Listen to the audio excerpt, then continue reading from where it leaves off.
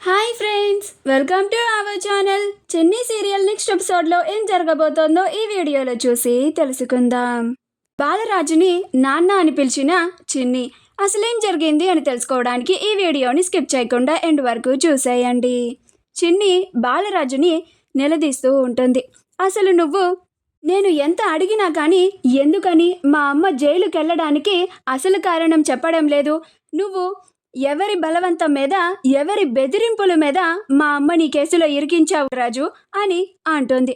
అప్పుడు బాలరాజు, అమ్మ చిన్ని, ఇప్పుడు వాటన్నిటి గురించి ఎందుకమ్మా అని అంటూ ఉంటాడు.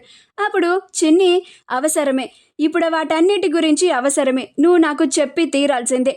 మా అమ్మ పేరు ఎందుకు ఈ కేసులో ఇరికించావు, మా అమ్మ ఎందుకు ఈ కేసులో ఇరుక్కోవాల్సి వచ్చింది, నాకు అసలు కారణం ఈరోజే నువ్వు చెప్పాలి రాజు అని అంటుంది. అప్పుడు బాలరాజు, అమ్మ చిన్ని, నువ్వు చిన్నపిల్లవమ్మా, ఇప్పుడు అవన్నీ ఎందుకమ్మా నీకు, పద ఇంటికి వెళ్దాం అని అంటాడు. అప్పుడు చిన్ని, వదులు రాజు, నువ్వు నా చేయి వదులు, అసలు నువ్వు ఇంత దుర్మార్గుడివి అని మా మావయ్య ఎంత చెప్పినా కానీ నేను వినిపించుకోలేదు. నువ్వు మా అమ్మని ఆ రోజు విడిపిస్తాను అని చెప్పి సడన్గా మాయమైపోయావు. ఇప్పుడే అర్థమవుతోంది నువ్వు ఎంత కిరాతకుడివో, ఎంత దుర్మార్గుడివో. నీ కడుపున పుట్టినందుకు సిగ్గుపడుతున్నాను రాజు. అసలు నీలాంటి తండ్రి బ్రతికున్నా చనిపోయినా ఒకటే అని అంటూ ఉంటుంది.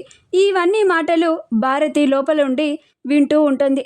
చిన్ని బాలరాజుని అన్ని మాటలు అంటూ ఉంటే ఇంకా తట్టుకోలేక ఉండబట్టలేక భారతి, చిన్ని అని అంటుంది. అప్పుడు చిన్ని భారతిని అక్కడ చూసి ఆశ్చర్యపోతుంది. మీరు ఇక్కడున్నారేంటి అని అంటుంది.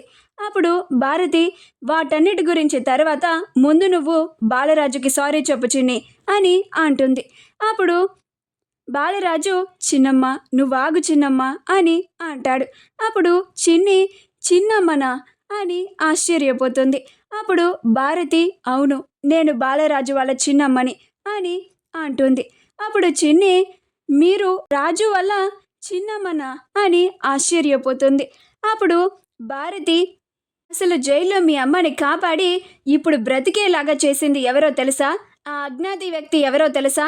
మీ నాన్న ఈ బాలరాజు. ఆనాడు మీ నాన్న మీ అమ్మని కాపాడకపోయి ఉంటే మీ అమ్మ ఇప్పటికీ చనిపోయి ఉండేది అని అంటుంది. ఆ మాట వినగానే చిన్ని ఆశ్చర్యపోతుంది.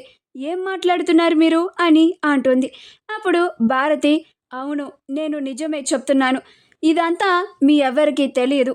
ఈ బాలరాజు ఇప్పటి వరకు మీ అమ్మని కంటికి రెప్పలాగా కాపాడుకుంటూ వస్తున్నాడు అని అంటుంది. ఆ మాట వినగానే చిన్ని ఆశ్చర్యపోతుంది. అప్పుడు భారతి, ఇన్ని చేసినా మీ నాన్నన నువ్వు ఎన్ని మాటలు అంటున్నావు అని అంటుంది. అప్పుడు బాలరాజు బాధతో పక్కకి వెళ్ళిపోతాడు. అప్పుడు చిన్ని నాన్న అని పిలుస్తుంది.